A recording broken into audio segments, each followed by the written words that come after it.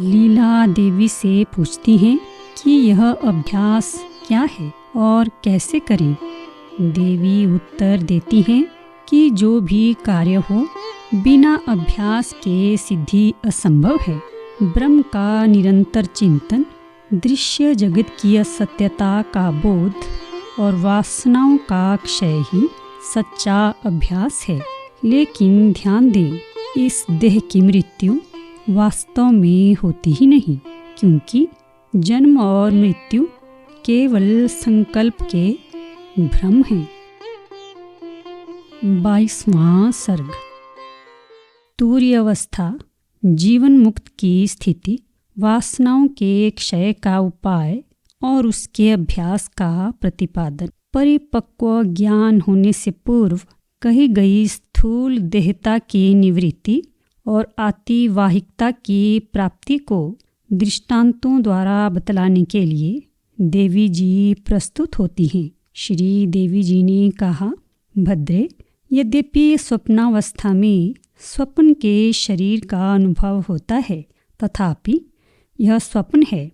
इस परिज्ञान से जैसे स्वप्न देह वास्तविक नहीं रहती, मिथ्या ठहरती है, वैसे ही यद्यपि इस स्थूल देह का पहले अनुभव होता है, तथापि वासनाओं का क्षय होने से यह स्थूल शरीर बाधित हो जाता है। जैसे स्वप्न के ज्ञान से स्वप्न देह लापता हो जाती है, वैसे ही वासनाओं के क्षीण होने से जागृत देह अर्थात स्थूल देह भी शांत हो जाती है, नष्ट हो जाती है। जैसे स्वप्न में प्रतीयमान स्वप्न देह का और मनोरथ द्वारा कल्पित कल्पनामय देह का विनाश होने पर इस देह का अर्थात जागृत देह का भान होता है, वैसे ही जागृत भावना का स्थूल देह में अहं भावना का समूल उच्छेद हो जाने पर आतिवाहिक देह का उदय होता है।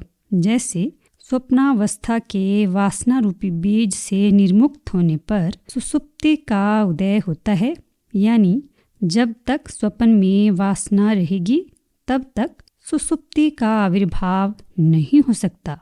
वैसे ही जागृतावस्था के वासना रूपी बीजों से शून्य होने पर जीवन मुक्ति का उदय होता है। यदि कोई शंका करे कि जीवन मुक्तों में भी वासना है ही, क्योंकि यदि उनमें वासना न होती तो उनका भोजन आदि व्यवहार ही नहीं बनता। इस पर कहते हैं, जीवन मुक्त पुरुषों की जो वासना है वह वासना नहीं है, किंतु संपूर्ण शुद्ध वासनाओं के बाध के अवधिभूत अधिष्ठान सत्व का ही शुद्ध वासना यह नाम है। जैसे कि जला हुआ कपड़ा यह भस्म का ही नाम है, वह संपूर्ण वासनाओं में अनुगत सामान्य सत्ता ही शुद्ध वासना रूप से कही जाती है। यह भाव है। मूर्छा और सुषुप्ति में अवान्तर भेद दर्शाते हैं। जिस निद्रा में वासनाओं का उद्भव न हो या तिरोभाव हो जाए, उसका नाम सुषुप्ति है। जिस जागरण में वासनाओं का आविर्भाव न हो या तिरोभाव हो जाए, उसको घन मोह मूर्छा कहते हैं। भाव यह है कि अनुद्भूत वासना निद्रा सुषुप्ति है और आविर्भूत वासना जागरण मोह यानी मूर्छा है, जिसमें वासनाओं का सर्वथा क्षय हो जाता है। ऐसी निद्रा तुर्य शब्द से कही जाती है। यहाँ पर निद्रा पद की विवक्षा नहीं है, क्योंकि जागरणावस्था में भी परम पद का ज्ञान होने पर और ज्ञान से समूल वासनाओं का विनाश होने पर तुर्यावस्था होती है। जीवित पुरुषों की वह जीवावस्था जिसमें कि वासनाओं का सर्वथा अभाव रहता है, जीवन मुक्ति कहलाती है। उसे अमुक्त बद्ध पुरुष नहीं जान पाते हैं।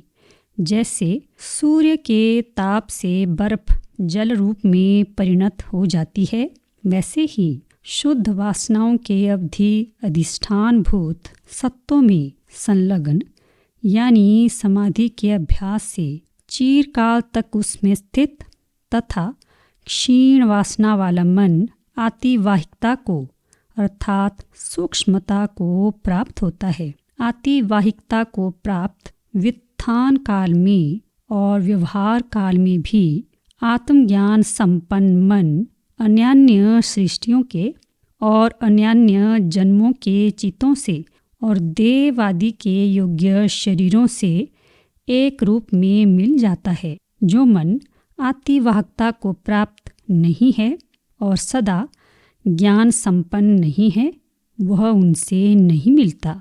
खूब अभ्यास करने से जब तुम्हारा यह अहम भाव शांत हो जाएगा, तब तुम्हारी स्वाभाविक चिद्रूपता, जो कि दृश्य प्रपंच की चरम अवधिभूत है, उदित हो जाएगी।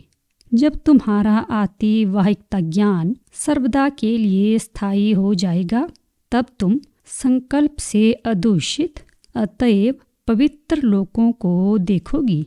भद्रे, इसलिए तुम वासनाओं का जैसे क्षय हो वैसा प्रयत्न करो। जब तुम्हारा वासना क्षय चरम सीमा को प्राप्त हो जाएगा, तब तुम जीवन मुक्त हो जाओगी। पूर्वोक्त पर्वत का जो छोटा सा गांव है, उसको देखने की इच्छा से प्रतिबद्ध चित्त में बोध की पूर्ति या वासनाओं के क्षयार्थ अभ्यास नहीं हो सकता है। इस आशय से कहती हैं, जब तक तुम्हारा यह अति शीतल शांतिप्रद बोध रूपी चंद्रमा पूर्ण नहीं होता, तब तक तुम इस देह को रखकर अन्यान्य लोकों को देखो। मेरी देह का अवस्थापन किस लिए किया जाए? आपकी देह के संसर्ग से यह भी क्यों नहीं जा सकती? इस शंका पर देवी जी कहती हैं, व्यवहारों में अथवा गमन आदि कर्मों में मांस निर्मित देह से ही संयोग को प्राप्त हो सकती है। मांस देह चित्त शरीर से कदापि संबंध को प्राप्त नहीं हो सकती। क्या वरदान की नाई या शाप की नाई आपके वचन से ही मेरा मांसमय शरीर आपके शरीर से संबंध को प्राप्त होगा? इस शंका पर श्री देवी जी नहीं ऐसा समाधान करती हैं। अत्यंत अनभिज्ञ बालकों से लेकर सिद्ध पुरुषों तक प्रसिद्ध सबके अनुभव से सिद्ध यथास्थित अर्थ का ही मैंने अनुवाद किया है। वर और शाप की नाई किसी अपूर्व अर्थ का जबरदस्ती प्रतिवादन नहीं किया है। यदि वस्तु का स्वभाव, जो कि लोक सिद्ध है, विपरीत नहीं हो सकता, तो वासनाओं के क्षीण होने पर भी इस स्थूल देह की आतिवाहिकता की संभावना नहीं की जा सकती। ऐसी शंका कर श्री देवी जी कहती हैं, ज्ञान के प्रचुर अभ्यास से सांसारिक वासनाओं का विनाश होने पर यही स्थूल देह चित्त शरीर यानी आतिवाहिक शरीर हो जाती है। इसमें कुछ भी संदेह नहीं है। जीवों का परलोक गमन भी आतिवाहिक देह से होता है, यह प्रसिद्ध है। मृत स्थूल देह की जो यहाँ पर स्थिति देखी जाती है, ऐसी अवस्था में यह कैसे संभव हो सकता है कि एक ही काल में एक ही जीव का आतिवाहिक भाव जीवन हो और स्थूल भाव से मरण हो? ऐसी शंका कर श्री देवी जी इसका समाधान करती हैं। मरण काल में इसी देह में उदित होने वाली उक्त आतिवाहिकता को न तो कोई मरने वाला देखता है और न जीवित ही देखता है, क्योंकि तद यथा पेशकारी पेशो मात्रा मादया, अर्थात जैसे स्वर्णकार स्वर्ण का टुकड़ा काटकर पहले की रचना से नवीन अच्छी से अच्छी दूसरी शक्ल बनाता है, वैसे ही परलोक जाने का इच्छुक यह आत्मा भी इस वर्तमान शरीर को नष्ट कर अचेतनता को प्राप्त कर पितृलोक गमनोपयोगी, गंधर्व लोक गमनोपयोगी या देव संबंधी या प्रजापति लोक प्रापक अथवा ब्रह्म प्रापक या अन्य भूतों के संबंधी दूसरे नूतन शरीर को बनाता है, ऐसी श्रुति है। उक्त श्रुति के अनुसार पारलौकिक देह निर्माण के लिए मर रहे पुरुष का अपने अज्ञान से कल्पित देहारंभक भूतों के अंशों से संवलित होकर ही परलोक में गमन होता है। अतः उन मात्राओं का भी, जो कि उसको दिखाई नहीं देती, आतिवाहिक भावों से विरोध नहीं है। अज्ञान से कल्पित पंचभूत मात्र का अंश, जो अज्ञान शरीर है, उसको और लोग मरता हुआ देखते हैं। यह अवास्तविक देह न तो मरती है और न जीती है। स्वप्न और संकल्प के भ्रम में मरण और जीवन क्या है? यानी उनमें कुछ भी वास्तविकता नहीं है, वे भ्रम मात्र हैं। इसलिए इस विषय में विरोध है, ऐसी शंका नहीं करनी चाहिए। जैसे मनोरथ से कल्पित पुरुष में जीवन और मरण असत्य ही है। भाव यह है कि संकल्प कल्पित पुरुष ही जब वास्तविक नहीं है, तब उसके मरण और जीवन की वास्तविकता की क्या कथा है। वैसे ही भद्रे, उस शरीर में भी मरण और जीवन अवास्तविक ही प्रतीत होते हैं। लीला ने कहा, देवी, आपने मुझे उस निर्मल ज्ञान का उपदेश दिया है, जिसके श्रवण मात्र से ही दृश्य रूपी महामारी शांत हो जाती है। माँ, इस विषय में मेरे ऊपर अनुग्रह कीजिए। कृपया यह बतलाइए कि वह अभ्यास कौन है, उसका क्या स्वरूप है और कैसा है, उसका क्या लक्षण है तथा किस प्रकार पुष्ट होता है और उसके पुष्ट होने पर क्या होता है। श्री देवी जी ने कहा, वत्से, जो भी प्राणी जब जब भी किसी कार्य को करता है, अभ्यास के बिना कभी सिद्ध नहीं होता। भाव यह है कि अभ्यास की प्रत्येक कर्म में आवश्यकता है। सर्वप्रथम देवी जी अभ्यास का स्वरूप बतलाती हैं। असंदिग्ध रूप से अपनी बुद्धि में जमाने के लिए उसका चिंतन करना, अन्य ज्ञाता पुरुष की बुद्धि से संवाद करने के लिए उसकी चर्चा करना, परस्पर अज्ञात अंश के ज्ञान के लिए आपस में उसका उपदेश देना, सदा उसी में मनोयोग देना, इसे विद्वान लोग ज्ञान का अभ्यास कहते हैं। दृढ़ वैराग्य आदि उसके लक्षण हैं। यह बात विरक्त पुरुषों की स्तुति द्वारा कहते हैं। जो विरक्त महात्मा पुरुष मुक्ति के लिए अपने अंतःकरण में यत्नपूर्वक विषय वासनाओं के क्षय की भावना करते हैं, अपने अंतःकरण में विषय वासनाओं का जैसे विनाश हो वैसा यत्न करते हैं, वे पृथ्वी में सर्वश्रेष्ठ हैं और उन्हीं का जन्म सफल है। उदारता रूपी संपूर्ण सामग्री परित्याग रूपी सुंदरता से एवं वैराग्य रस से संपन्न, अतएव सदा आनंद की वृष्टि करने वाली बुद्धि जिन पुरुषों में उत्पन्न हुई है, वे सर्वश्रेष्ठ अभ्यासी अभ्यास वाले हैं। श्रवण आदि में निरत होना भी ज्ञानाभ्यास का लक्षण है।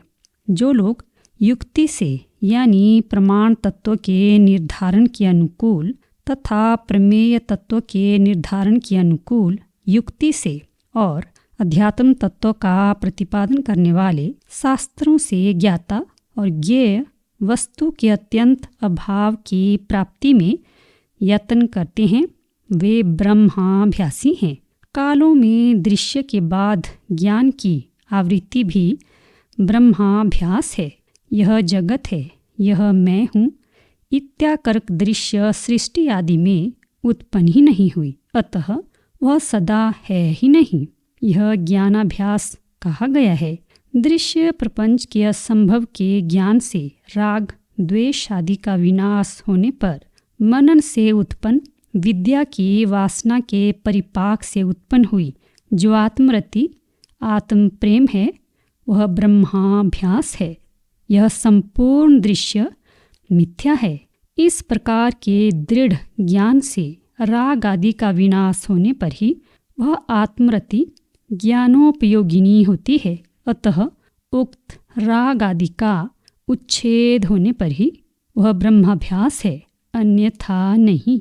दृश्य के असंभव का ज्ञान हुए बिना उत्पन्न जो राग द्वेष आदि का अपक्षय है वह तप कहलाता है। अतएव वह ज्ञान नहीं है। वह तप वृथा द्वेष आदि के रोकने से उत्पन्न दुख को ही बढ़ाता है।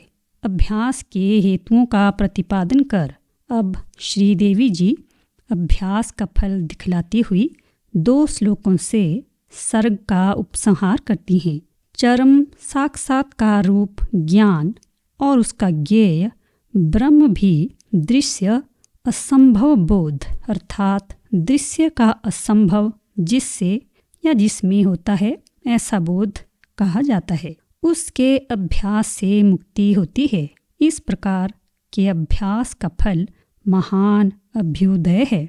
वत्से जैसे शरद ऋतु में हिम के समान शीतल ओस के सेंक से कोहरा बिल्कुल नष्ट हो जाता है, वैसे ही चित्त में पूर्वोक्त रीति से अभ्यस्त संपूर्ण तापों अर्थात त्रिविध तापों की शांति के हेतु होने से बर्फ के समान शीतल विवेक बोध रूपी जल के निरंतर सिंचन से संसार रूपी कृष्ण पक्ष की अंधेरी रात्रि में उत्पन्न हुई मोह रूपी गाढ़ नींद निवृत्त हो जाती है।